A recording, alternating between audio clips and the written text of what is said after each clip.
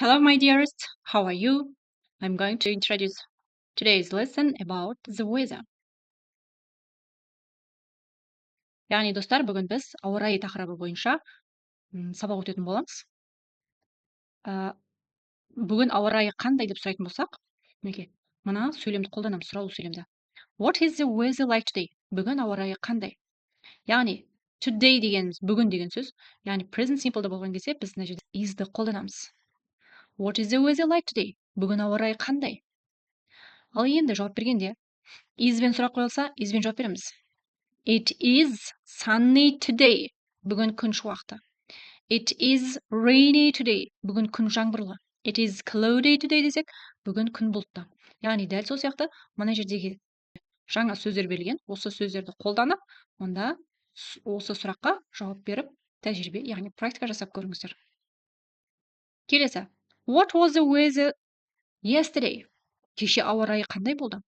Яғни yesterday дегеніміз бізде өткен шақ past simple. Past simple'да was'ды қолданамыз. What was the weather like yesterday? Десек те болады. Кеше ауа райы қандай болды? Was'бен сұрақ қойылған кезде was'бен жауап береміз. It was hot and sunny yesterday. Кеше күн ыстық және күн шуақты болды. It was cold and snowy. Кеше күн қарлы және суық болды деген сөз. Яғни мұндағы жауапқа да мына жерде де бірнеше ауа райы тақырыбына байланысты жаңа сөздер берілген. Мына суретпен осы сөздерді қолданып сұрақтарға жауап беріп көріңіздер. Next.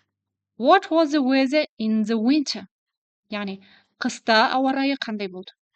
Яғни мына қараймыз. The seasons 4 жыл мезгілі берілген. Now in the winter деген сөздің орнына in the spring. What was the weather in the summer? What was the weather in the autumn деп сұрақты осылай өзгертіп қолдансаңыздар да болады. Яғни жауап берген кезде міне қыста қандай сөздерді, қандай іс-әрекеттерді жасалынады. Міне мұнда соған қатысты мына жерде сөздер берілген, осыларды қолданып сөйлем құрап көрейік. Мысалға, қыста ауа райы қандай болды? What was the weather in the winter? Міне, the weather, яғни was were-мен жауап береміз. Were a lot of cold days in the winter. Яғни қыста, мына cold days деген қолданып жатырмыз. Суық күндер көп болады. People were дегеніміз wear деген сөздің өткен шағы. Адамдар киеді. Gloves and scarves. Қолғаптар мен шарфтарын киеді. They drink, міне, gloves and scarves. They drink hot drinks a lot. Олар ыстық сусындарды көп ішеді. Яғни кофе, шай деген сияқты ыстық сусындарды көп ішеді. Енді сіздер мынау spring. What was the weather in the spring? Көктемде ауа райы қандай болды? Міне typical vocabulary associated with each season. Әр сезонға байланысты жаңағы сөздер берілген. Осы сөздерді қолданып, дәл осы сияқты етіп сөйлем құрап көріңіздер. Бүгінгі тақырып осымен тәмам.